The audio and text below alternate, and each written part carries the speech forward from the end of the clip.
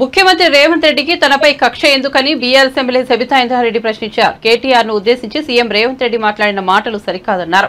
నీ వెనుక కూర్చున్న అక్కలను నమ్ముకోవద్దు, మోసం చేస్తారని కేటీఆర్ ను ఉద్దేశించి ముఖ్యమంత్రి అనడం సరికాదన్నారు. తాము ఏం మోసం చేశాం, ఎవరిని ముంచామో చెప్పాలన్నారు. రేవంత్ రెడ్డి కాంగ్రెస్ పార్టీలోకి వస్తే మంచి మనసుతో ఆయనను ఆహ్వానించానన్నారు. పార్టీలోకి రా తమ్ముడు, వస్తే ఈ పార్టీకి భవిష్యత్తులో ఆశాకిరణం అవుతుందని రేవంత్ రెడ్డికి చెప్పింది తానే అన్నారు. ముఖ్యమంత్రి అవుతావని కూడా రేవంత్ రెడ్డికి ఆనాడే చెప్పానన్నారు. అలా చెప్పలేదని గుండె మీద చేయి వేసుకుని చెప్పాలన్నారు. ఎన్నికల సమయంలో కూడా తనపై విమర్శలు చేశారని ఆగ్రహం వ్యక్తం చేశారు. అధ్యక్ష, తప్పకుండా చర్చ పెట్టుకుందాం. అక్కడున్న లేపట్లకు వచ్చిండ్రు, ఎక్కడ పోయినా తప్పకుండా చర్చ పెట్టుకుందాం. గౌరవ ముఖ్యమంత్రి గారు ముఖ్యమంత్రి అయిన తర్వాత కేసీఆర్ ఇంటి మీద వాళ్ళ కాకినా ఇంటి మీద వాళ్ళతో కాల్ చేస్తానడు. ఎంతమంది ఉన్నారు అధ్యక్ష? ఇప్పుడు అక్కడ ఎందుకు చేర్చుకున్నారు అధ్యక్ష? గౌరవ ముఖ్యమంత్రి గారు ఎంజాయ్ చేస్తున్నారు. ఇప్పుడు మాట్లాడుతుంటే గుండె మీద చేసుకొని చెప్పాలి అధ్యక్ష. ముఖ్యమంత్రి గారు కూడా ఆ రోజు నేను అక్కగానే ఆశీర్వదించిన, ఆ రోజు పార్టీలోకి వస్తున్నప్పుడు ఒక అక్కగా ఆశీర్వదించిన, బాబు నువ్వు చాలా పెద్దగా ఎదుగుతావు, ఈ రాష్ట్రానికి ముఖ్యమంత్రి అవుతావు, రాయి పార్టీలకని ఆహ్వానించిన నేను.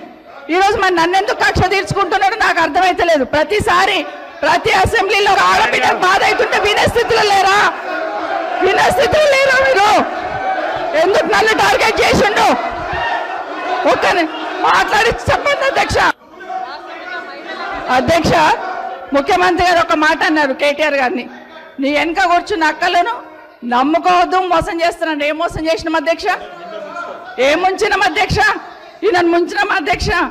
ఈయనను బతిన్లాడి పార్టీలోకి రా తమ్ముడు అని చెప్పి, నువ్వు వస్తే భవిష్యత్తులో ఈ పార్టీకి నువ్వు ఆశాకిరణం అవుతావు అని చెప్పి పార్టీలకు ఆహ్వానించినా లేదా గుండె మీద చేసుకొని చెప్పమనండి అధ్యక్ష. ఎందుకు టార్గెట్ చేస్తున్నావు? ఏం మోసం చేశాం? ఏం మోసం చేశాం? ఇప్పుడు కాదు అధ్యక్ష, ఎలక్షన్లు వచ్చినప్పుడు కూడా నా కాన్ఫిడెన్స్ అట్లే కానీ అధ్యక్ష. సభదాకా పొద్దున ఒక మాట మాట్లాడుతుంది. ఏం మాట్లాడినాం? పొద్దున ఒక మాట, రాత్రి ఒక మాట. ఎవరిని అవమానిస్తున్నావు ఒక్కసారి ఆలోచించండి ముఖ్యమంత్రి గారు. ఎందుకు అవమానిస్తున్నావు? ఎందుకు కక్ష? ప్రతిసారి టార్గెట్ చేస్తున్నావు. ఈరోజు ఏం మోసం చేసినాం? మేము ఆడబిడ్డలం విత్డ్రా చేసుకోవాలి అధ్యక్ష.